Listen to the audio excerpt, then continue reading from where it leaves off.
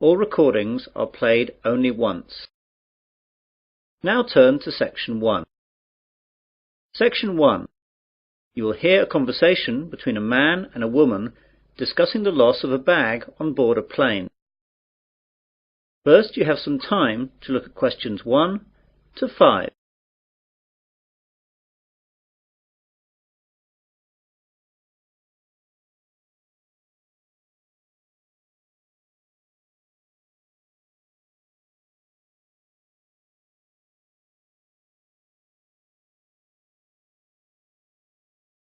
You will see that there is an example. This time only, the conversation relating to this will be played first. Pan Asian Airways, John speaking. Can I help you? Yes, please. I left something on one of your planes last night. I got this number from the operator. Is this the right number to call? Yes, madam. This is the right number. I just need you to tell me your name to start with, so I can fill out a lost property form. Kirsty Allen. That's Kirstyanlen.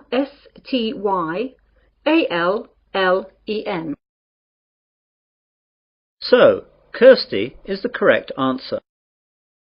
Now we begin. You should answer the questions as you listen, as the recording is not played twice. Listen carefully to the conversation and answer questions 1 to 5. Pan Asian Airways, John speaking. Can I help you? Yes, please. I left something on one of your planes last night. I got this number from the operator. Is this the right number to call? Yes, madam. This is the right number. I just need you to tell me your name to start with, so I can fill out a lost property form. Kirsty Allen. That's Kirstyanlen. Right, I've got that. Now, what happened last night? Well, I was on a flight last night from New York to London that landed at 12:30 a.m. We were delayed a while in New York, so that when we eventually landed, I was so tired that I accidentally left my handbag on the plane. Did you report this to anyone last night? No, I'm afraid not. I didn't notice until I got home, and then it was really too late to phone. Very well, madam. Let me take a few details for this form, and I'll see what I can do. OK, so the name is Kirsty Allen. And what's the address, please? 48 Wyndham Road, Richmond. The postcode? R16GH7. Good, I've got that. Now, your telephone number? Well, my home number is 020-8927-7651. And my mobile is 07754-897-432. I'm sorry, I didn't catch the second one. What was the mobile again? 07754-897-432. Thanks. Now, do you know the flight number of the plane you were on last night? Oh yes, hang on a second. I've got my boarding pass stub right here. The flight number was PA356. No, I'm sorry, PA365. That's it, 365. And does the boarding card stub say what seats you had? Oh yes, it was E6. And you said that it was New York to London Heathrow. Is that right? Yes, that's right. Before the conversation continues, you have some time to look at questions 6 to 10. This test is made by Ielts Practice channel. So please subscribe, share and like our videos.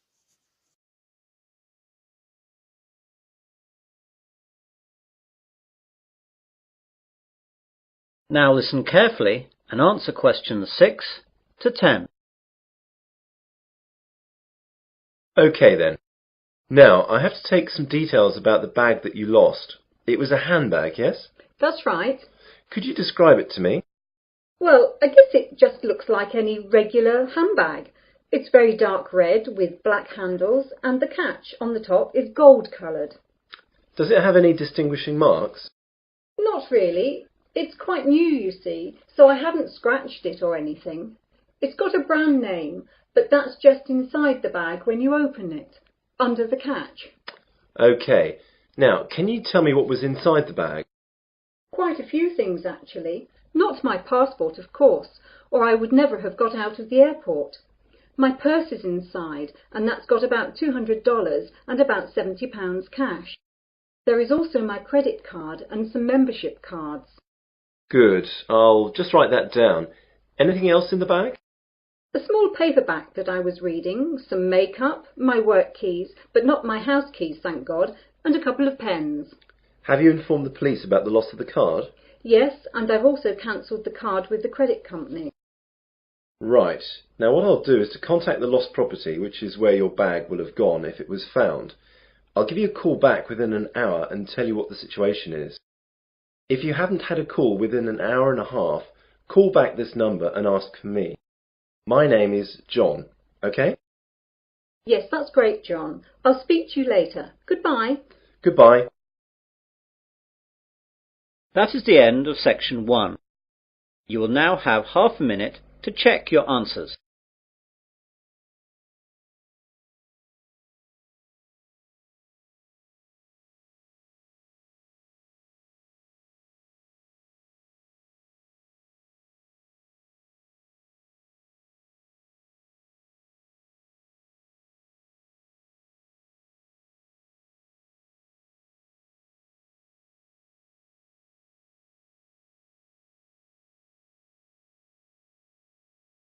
Now turn to section 2. Section 2. You will hear a man giving a welcome speech to new students at the University of Wesley. First, you have some time to look at questions 11 to 14.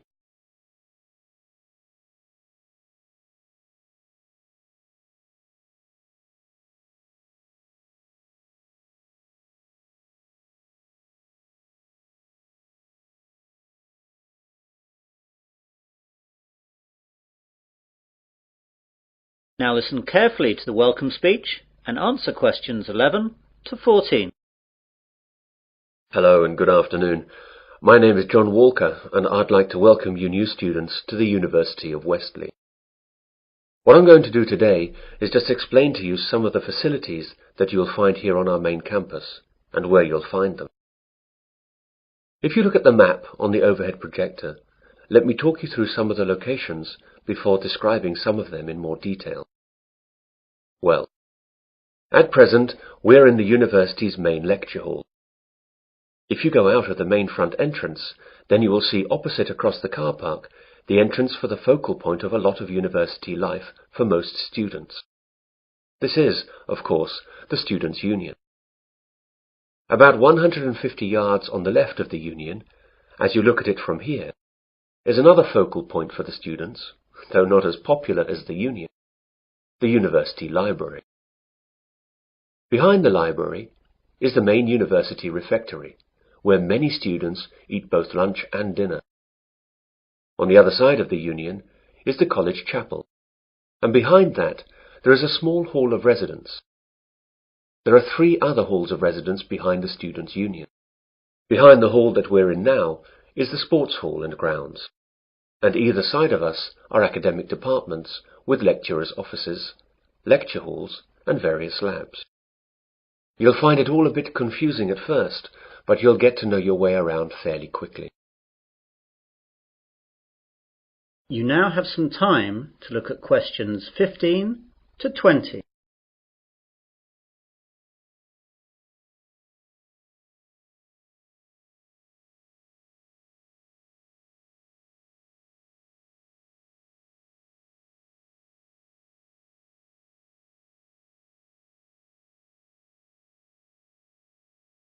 Now listen to the rest of the welcome speech and answer questions 15 to 20. I'd like now to talk about a few important places on the campus. All students must belong to the Students' Union if they wish to use any of its services. It's very cheap, and we certainly recommend that you join. The Union provides a bookshop covering all the course books at the university, plus lots of other titles for a range of interests. You can eat and drink at the Union. There is a Fat Phillips on the ground floor, serving a wide range of fast foods and drinks. Then there is the main Union Bar up on the first floor. This is where the Union parties, dances and balls are held. And there's a pizza corner where cheap, large pizzas can be served up in a few minutes. Other areas that will be of interest to students are the welfare office, the travel office, and the club's office. The club's office will get you in touch with all the clubs that are part of the Students' Union. These clubs vary from football to drama to potholing to beer drinking. There really is something for everyone. The union opens up at 8 a.m. every day and closes at 12 midnight, unless there are any functions going on later. I'd like to move on to the library now. This is where a lot of you will, I hope, be spending a lot of time over the next 3 or 4 years, working and doing research. Of course, this isn't as exciting as the social aspects of university life, but of course it really is the main reason that you are all here. I therefore urge you to get over there as soon as you can, as you have to register, and then you can have a look around. During the first 2 weeks of the academic year, that is, now, there are tours every 2 hours aimed at familiarizing new students to all the services that the library offers. The library is open from 9 a.m. to 9 p.m., though it stays open later during final exams. As I said earlier, the refectory is behind the library. The refectory offers a range of cheap meals at lunchtimes and in the evenings. It's open from 12 noon to 3 p.m. for lunch, and from 6 p.m. to 8:30 p.m. for dinner.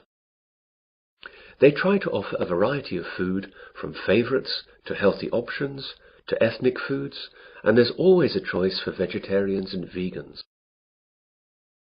The University Sports Hall is one of the most used buildings at the university. To use the hall or the grounds, you must be a member of the Athletic Union, which is part of the Students' Union. Again, this costs very little and will allow you to use all university sports facilities, represent university teams, and it fully insures you during your membership of the Athletic Union. This is really excellent value.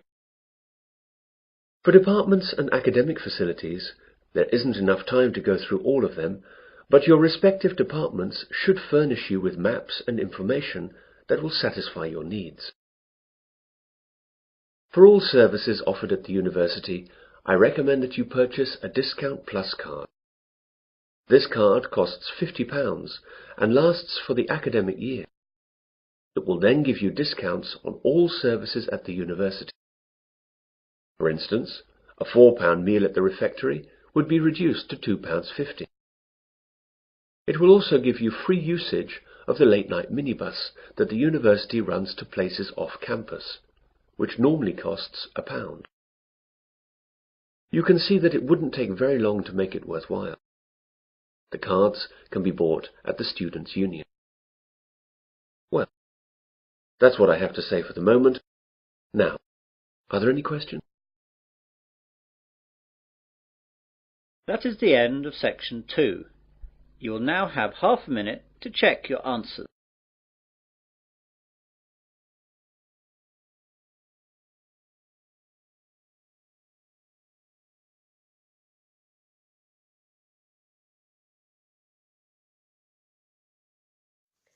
This test is made by Ielts Practice Test channel. So please subscribe, share and like our videos.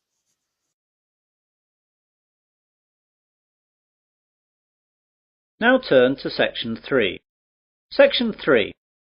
You will hear 2 students discussing the new term at their university. First, you have some time to look at questions 21 to 25.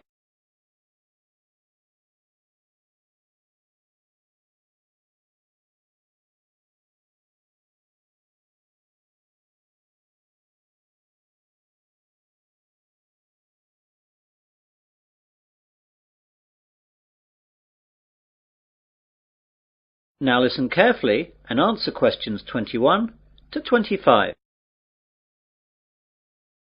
Hey John, I didn't know you were here at university yet. When did you get here? Oh, just yesterday, Thursday. I've got some stuff to get sorted out for the start of my second year, as I've just got some new subjects. Today I've got to sort out my timetable. It seems like I've got quite a lot to do this year. When did you get here? I've been here since Tuesday. What classes are you doing this year then? Well, I'm continuing economics, of course, as that's my major, but I'm taking an extra maths class and I'm dropping Spanish so I can take up French. What about you?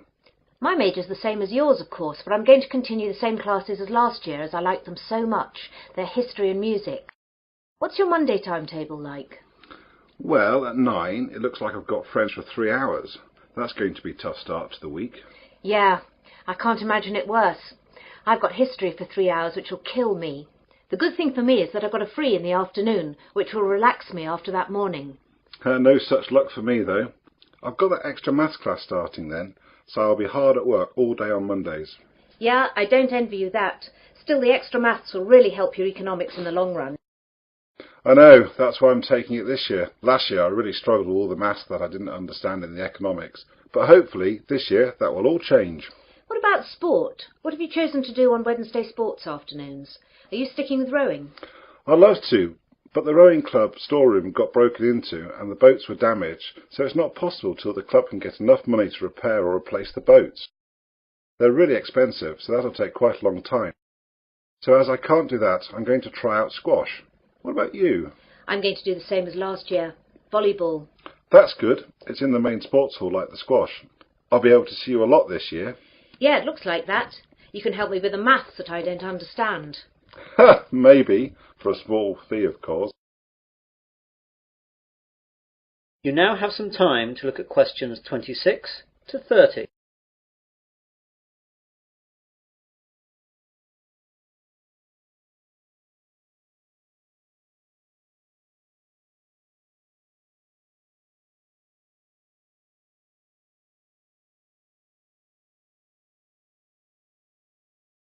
Now listen to the rest of the discussion and answer questions 26 to 30.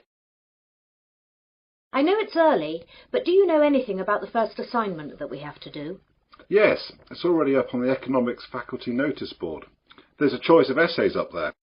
I think there are about 10 you can choose from. I can't remember any of the titles though, apart from the one that I think I'm going to write about. What's that one then? It's about the short-term future of third world economies. Ooh, I don't like the sound of that. It seems very wide-ranging. It is, but remember that I spent some of the summer vacation travelling in Africa and Asia, so that has made me more interested in the subject, and I've also got some first-hand ideas on the subject. Does the essay list mention how long the essays have to be and the deadlines? Yes, you remember last year all the essays had to be 3,000 words in length. Well, that's gone up by 1,000 words. Oh no, they'll take ages. I know. I was hoping that they'd stay at 3,000 words, or only go up to 3,500. But no luck, I'm afraid. What about the deadline? The first one has to be in by the 30th of October, and the second one by the 30th of November. It looks like one essay a month like last year. Well, at least that hasn't changed. But as it's the end of September now, that leaves only a month to get the first one done. I'm going to have to get onto that straight away. Yes, you'd better. If you want to talk about it, I'm going to be at the campus cafeteria at 1:30 for lunch. We could go over some questions. I can't then, as I'll be in the sports hall working out. How about 3 this afternoon at the Economics Common Room? That seems okay. We'll be right by the economics course office where the questions are, so that'll be convenient for checking up on them. OK, see you then. Bye. Bye. That is the end of section 3. You will now have half a minute to check your answers.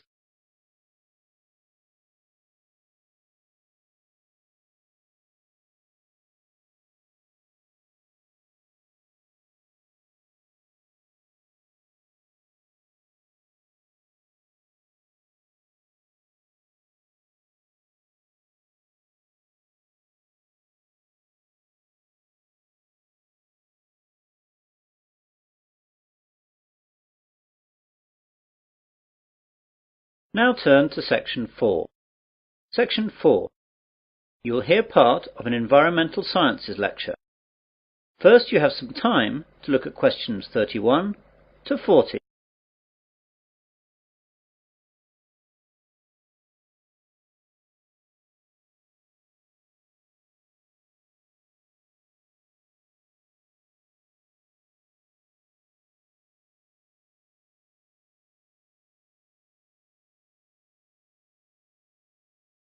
Now listen carefully and answer questions 31 to 40. Good morning, everyone. My name is Professor Wilson, and I'm lecturing you today as part of your Environmental Sciences course. Part of this course is concerned with pollution issues in our world today, and part of this lecture will look at some of the ways that the oil industry has developed to deal with oil spills around the world. Oil tankers are the largest ships to sail in the ocean. For countries such as Japan that have no oil deposits of their own, tankers are the only way that oil needed to power their economies can be moved. They are designed to hold millions of barrels of crude or refined oil in reasonable safety and without damage to the environment. When oil is released from these ships, the oil spreads out over the surface of the water in a large slick. These oil slicks can cover hundreds of miles, and they cause huge environmental damage. Oil is released for varying reasons. Accidents while loading and unloading and deliberate spills account for many slicks today, but it is ships hitting other ships or rocks which is the major cause of slicks. Because oil slicks are so damaging to the environment, numerous ways of containing them and cleaning them up have been developed. In previous years, slick cleaners would sometimes try to set fire to the slicks and burn them off, but that is rarely done nowadays because, surprisingly, nearly all oil slicks consist of compounds that aren't flammable. Combustibility comes after refining. The 4 ways of cleaning up oil spills that we look at today are as follows: the containment boom, chemical detergents, the sponge, bacteria. The containment boom is the most common method of cleaning up after an oil spill. Barriers are erected in the water and the oil is then sucked up. Basically, a containment boom is just a large float that surrounds and contains the slick. This method is cheap and straightforward, however only functions in very calm seas.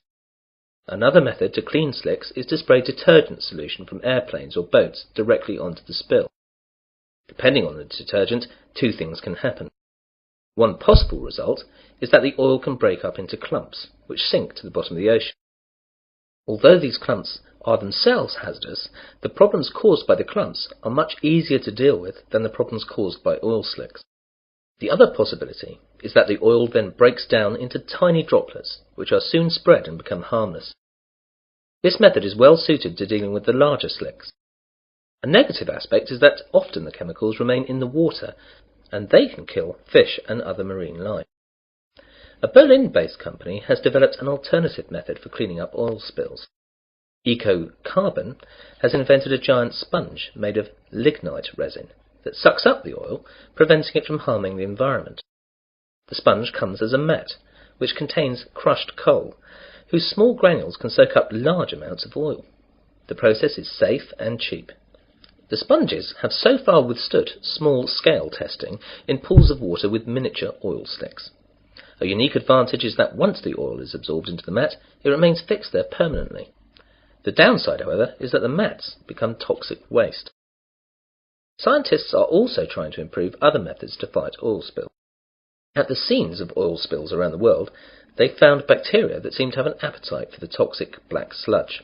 Now the scientists are breeding these bacteria and studying them to determine which is the most effective at reducing oil levels. Eventually they hope to put the best bacteria to work in helping clean up after oil spill disasters. The bacteria actually use the oil as food. As the bacteria reproduce, they eat more and more of the slick until it finally vanishes. Eventually this method should be cheap, easy to administer, and be completely eco-friendly, as when the slick is gone, the bacteria's food source is gone, and they die, leaving nothing behind at all. So far, this method has no discernible drawbacks. Well, that's the end of the section of the lecture on cleaning up spills. This subject is an optional essay for your course. You'll find the reading lists and essay questions on the faculty notice boards along with a deadline for submission. If you choose it, seminars will be held at a later date. That is the end of section 4. You'll now have half a minute to check your answers.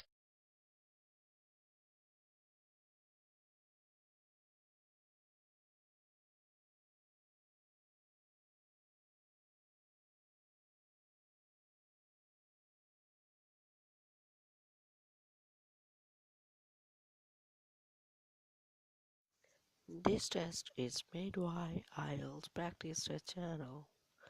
So please subscribe, share and like our videos. That is the end of listening test 1. In the Ielts test, you would now have 10 minutes to transfer your answers to the listening answer sheet.